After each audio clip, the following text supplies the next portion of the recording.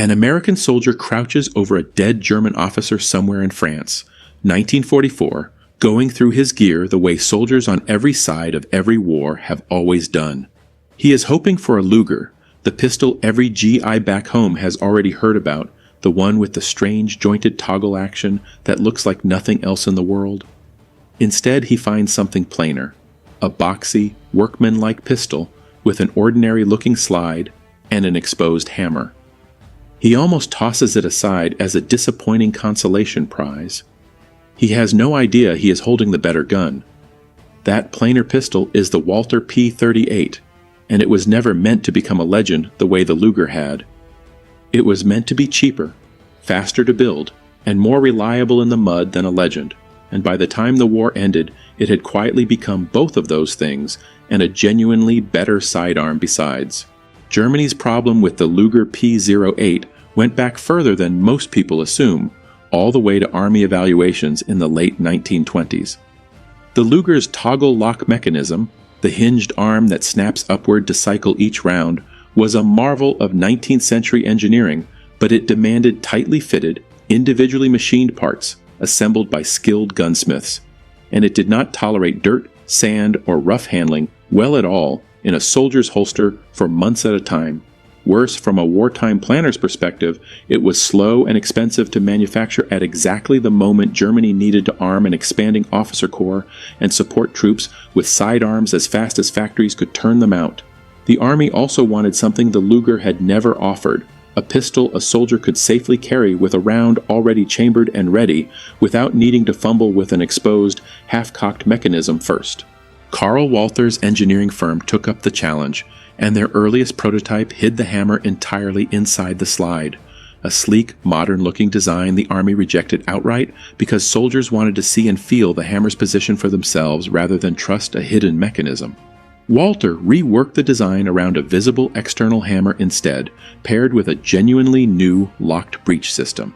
A short recoil action using a swinging locking block rather than the Luger's toggle. Simpler to manufacture and considerably more tolerant of grit and abuse. Layered onto that mechanism was the design's real breakthrough, a double action trigger that let a soldier carry the pistol with a round chambered and the hammer safely lowered, then fire the first shot with one long, deliberate pull of the trigger that both cocked and released the hammer in a single motion, with every shot after that firing single action, short and quick, since the slide's own cycling recocked the hammer automatically. A small metal pin protruding from the back of the slide let a soldier check, by sight or simply by touch in the dark, whether a round sat in the chamber, a detail almost embarrassingly absent from the Luger it was meant to replace. Early test batches under the designation Heerespistole went through several rounds of revision through 1938 and 1939 as engineers ironed out reliability issues. A process that mattered more than it might sound, since a service pistol that jammed in the field was worse than no innovation at all.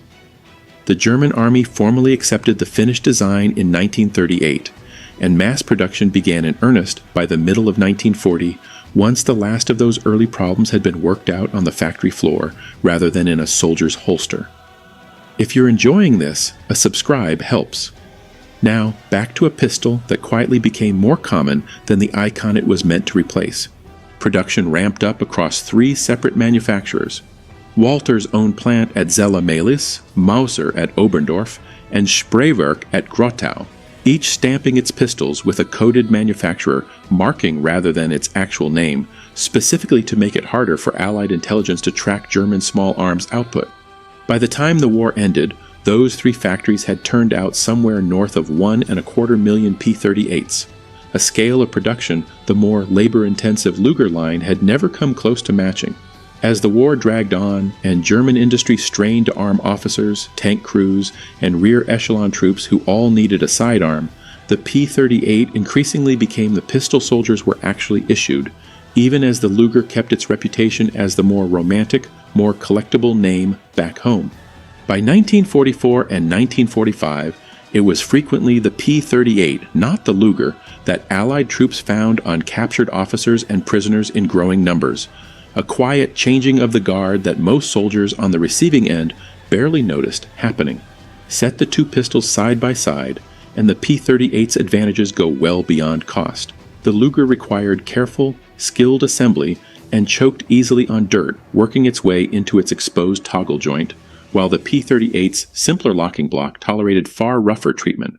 More importantly, the Luger offered no real equivalent to the P38's decocked carry option, forcing a soldier who wanted a round ready to either carry it with an exposed, partially cocked mechanism or waste precious seconds racking the action under pressure.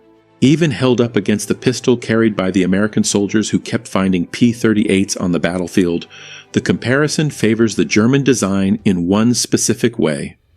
The standard issue, Colt 1911, had to be carried cocked and locked, hammerback, safety on, an arrangement that worked perfectly well for trained hands but demanded total trust in a manual safety catch.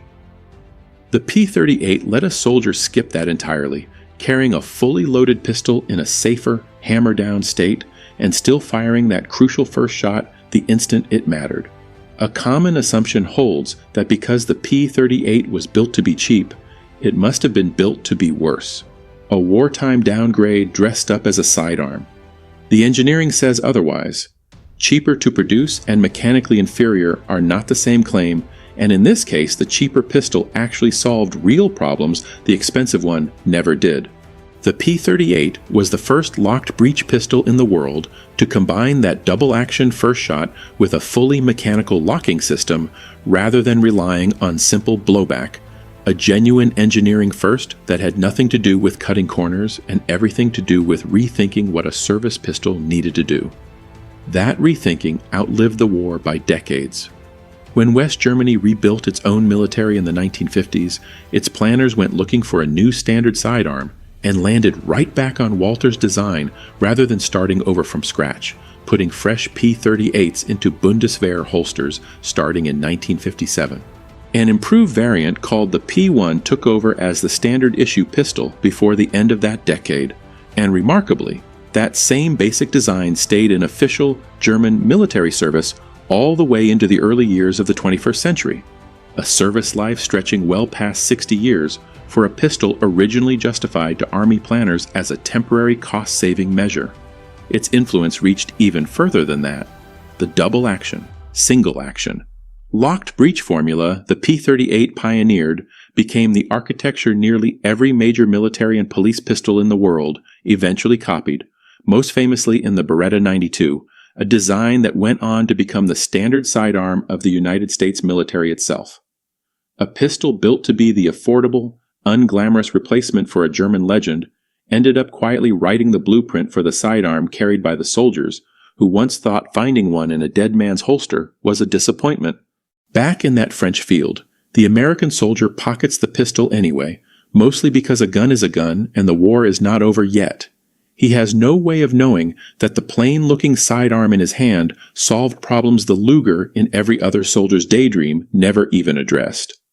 What Walther's engineers built was never meant to be the pistol anyone bragged about finding.